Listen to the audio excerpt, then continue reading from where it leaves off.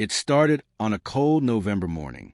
The people of New York City woke up to a world that would never be the same again. The first explosion tore through the Brooklyn Navy Yard, sending plumes of smoke into the sky. Within minutes, cyber attacks disabled communication networks, power grids flickered and died, and chaos spread like wildfire. No one had expected an attack of the scale. Not in America. The enemy?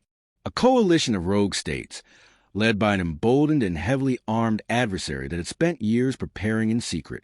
Underwater drones had sabotaged naval bases. Hypersonic missiles rained down on key military installations, and paratroopers descended from the sky in broad daylight.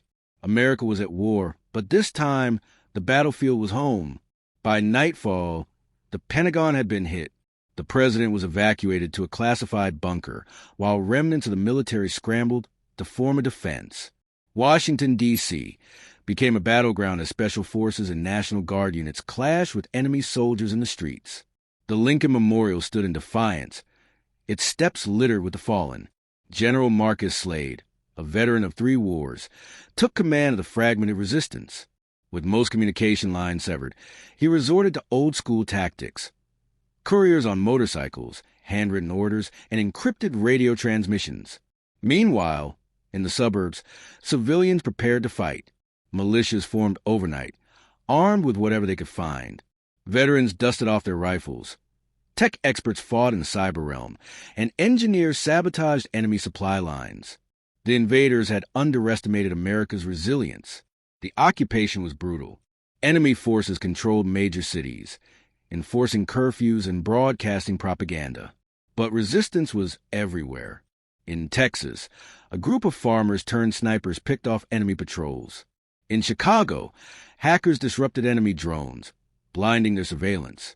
In the Appalachian Mountains, a hidden bunker became the command center for Free American Army. One of the most feared resistance fighters was Captain Emily Carter, a former Marine sniper. She led a team known as Shadow Wolves, striking enemy convoys under the cover of darkness. With each ambush, they took back stolen ground, proving that America's spirit could not be conquered. The enemy made one fatal mistake. They underestimated America's alliances. On Christmas Eve, just as enemy forces prepared a final offensive, the U.S. launched its counterattack. Reinforcement from allied nations arrived. Stealth bombers soared through the night, and long-range missiles turned the invaders' strongholds into rubble. By dawn, American forces had reclaimed Washington. The president stood on the White House steps, battered but defiant, announcing to the world, "We are still here. We will never surrender." The war lasted 18 months. Every inch of lost ground was taken back through blood and sacrifice. When the enemy finally surrendered, America stood victorious, but changed forever. The scars of war remained, yet the nation emerged stronger, more united. General Slade, Captain Carter, and countless others became legends. Their names were etched into the annals of history, proof that no force on earth could break the will of a free people. As the sun set over a rebuilt Washington, one thing was clear: America would never fall.